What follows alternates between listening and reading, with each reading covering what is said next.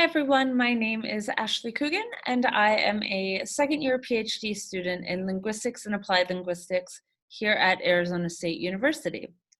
Today the project that I'm going to be sharing with you is called The Syntax of Migration During Spanish Elections, a critical discourse analysis of the non-anaphoric se pronoun and the framing of migrants.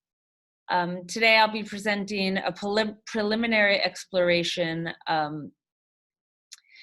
just combining syntax and critical discourse analysis approaches to look at how newspapers might be using a specific syntactic form to change the way in which migrants are framed. But of course, before getting into the project itself, we need to look at some background information and have a little discussion on some of that. My inspiration for and the driving force behind this exploratory project is the European migrant crisis. And although it's definitely not the beginning of immigration to Europe, it is a very, very large flux of immigration that has occurred in recent years. And the United States High Commission on Refugees began tracking data on this modern influx in 2013, 2014. And in 2015 and 2016 combined, the UNHCR recorded about 1.4 million arrivals, and that is via the Mediterranean route, which is indicated by most of the blue in the Mediterranean countries here on the map, and then also through the Balkan route, which is further towards the east, including Bulgaria, a lot of routes through Turkey into the EU. During 2015 and 2016, the UNHCR also recorded 8,235 deaths en route. The European Commission officially declared this crisis over in 2019. However, it still continues today, and especially in Spain. So with the increase in nationalist discourses all over Europe, it's important to identify ways in which migrants and refugees are being framed in national media outlets. The way in which they're framed affects the way in which they're perceived by the public. This can and has transformed the European migrant crisis from being a largely humanitarian issue into being a largely political issue. And this risks harmful impersonalization of migrants and refugees as distant statistics on a screen. So I've also decided to focus on Spain in this project, as it's one of the countries most affected by mass waves of migration. This is due to its relatively short water routes from North Africa and geographic location. But this is also due to the fact that the European Union actually begins in Africa, with the two Spanish provinces of Ceuta and Melilla on the Moroccan coast, which you can see here highlighted in yellow. I also chose Spain for this project as they had two national elections in 2019, one in April and one in November. So it can be assumed that this was a year of heavily politicized discourse in the media, and that political discourse would be heightened during this time.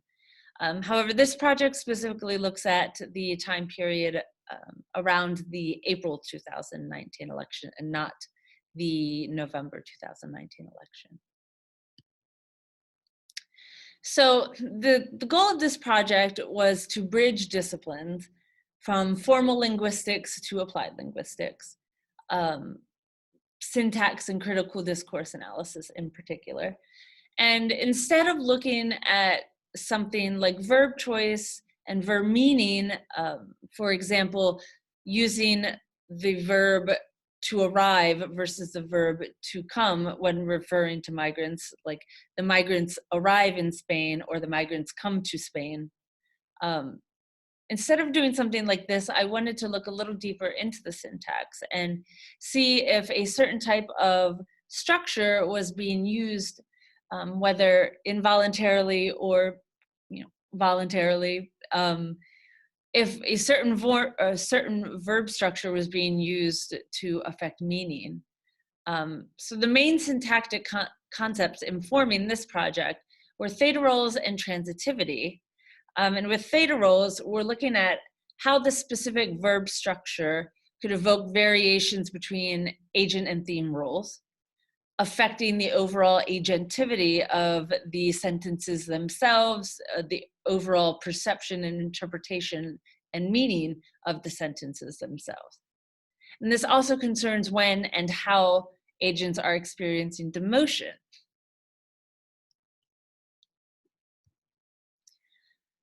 Transitivity is also a concept that has informed this project, and how it also plays a role in affecting agent and theme roles and agent demotion and just agentivity in general.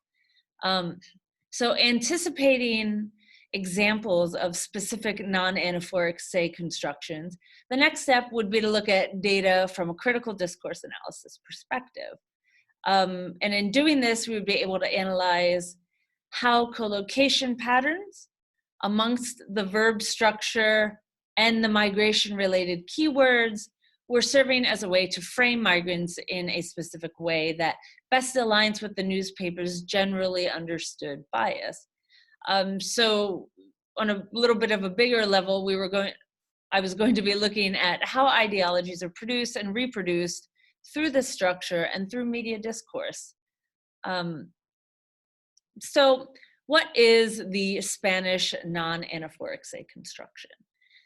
I think it's best to explain the non-anaphoric say construction by explaining first the anaphoric constructions. So here we have a very common Spanish phrase, este hombre se llama Alvaro. This is translated to, this man's name is Alvaro. However, more directly translated, it translates to, this man calls himself Alvaro. This demonstrates anaphora, and the se pronoun is taking reference from the subject, este hombre, which is making it an anaphoric construction.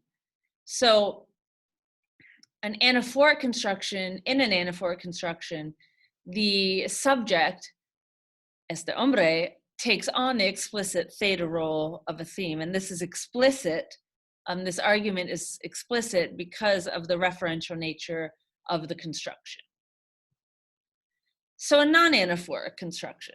A non-anaphoric construction, therefore, is when the reflexive pronoun is not taking its reference from another word or phrase. So now that we've seen the difference between anaphoric and non-anaphoric, we will talk about here the two principal non-anaphoric say constructions. So we have the passive construction, the reflexive passive construction, and the impersonal construction. So here we see an example of a reflexive passive construction. And in this specific reflexive passive, the theme is realized as the subject. And here we see an example of an impersonal construction. So Spanish is a pro-drop language. So with this impersonal construction, the subject is the little pro or the null subject. There are some who argue that the implicit argument is projected from the verb into the say pronoun itself, but this project theoretically aligns more with the discussion in Kelly in 2006, which holds that the argument is projected from the verb into the little pro as an implicit argument.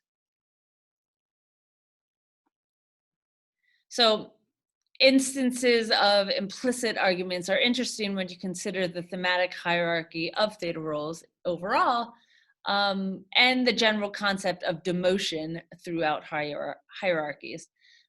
Part of what this project aims to investigate is the idea of hierarchy and demotion when it comes to agentivity and interpretation of that agentivity.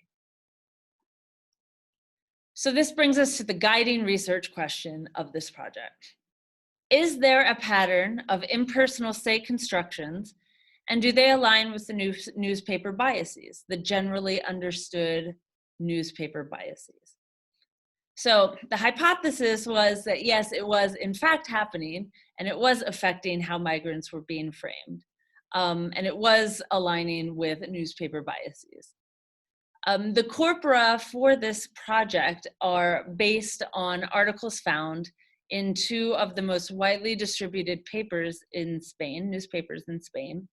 You have El País, which holds a center-left bias, and El Mundo, which holds a center-right bias. And again, in an aim to set up this research for the most success, I looked at articles related to immigration in these publications during the month leading up to the April 2019 elections, and the month directly following the elections. I imagined again that this discourse would be heavily politicized, and it would be a perfect opportunity to look for politicized discourse regarding immigrants. So to answer the overarching research question, I created two individual corpora of all of the occurrences of the se pronoun. Now, one of them was for El País, and one of the other corpora was for El Mundo. And again, this is within the temporal time frame of 1 month before, 1 month after. So this had a date range of 28th of March to the 28th of May.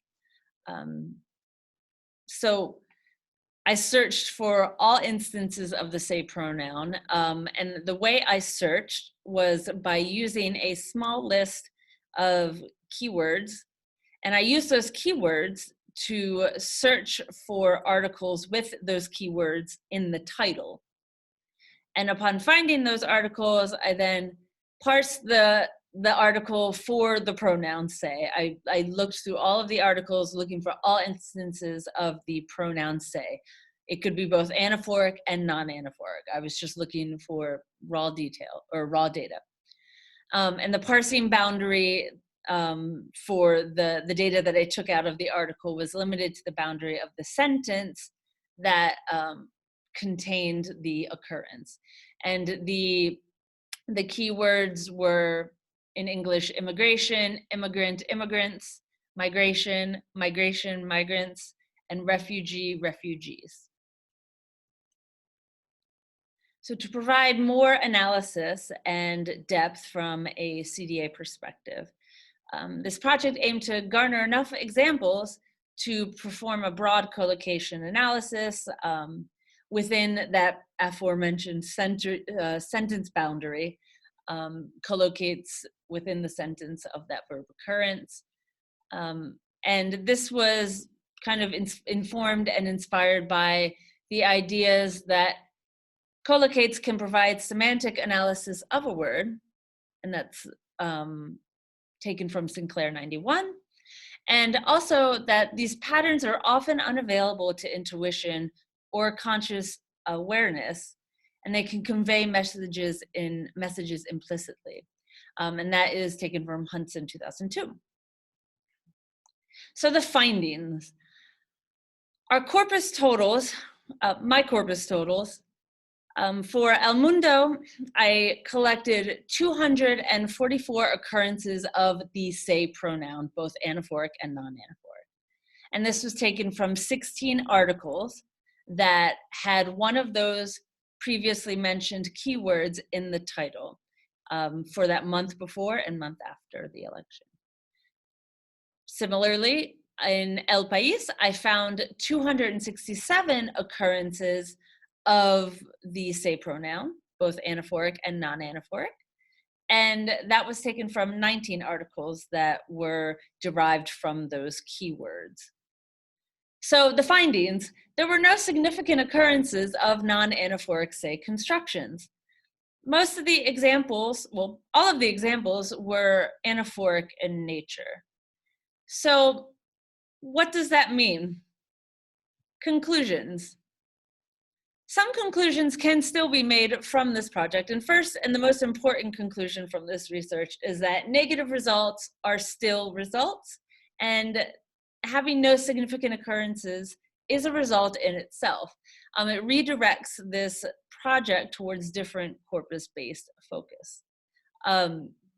It also has led to other perspectives and approaches to the way in which the framing is done. And on a bigger note, just looking at what exactly it is that I want to see framed. For example, a different perspective that came up from this data was in an example of taken from El Mundo on the 23rd of March, 2019, and it was from an article entitled Inmigrantes Bienvenidos a Japón.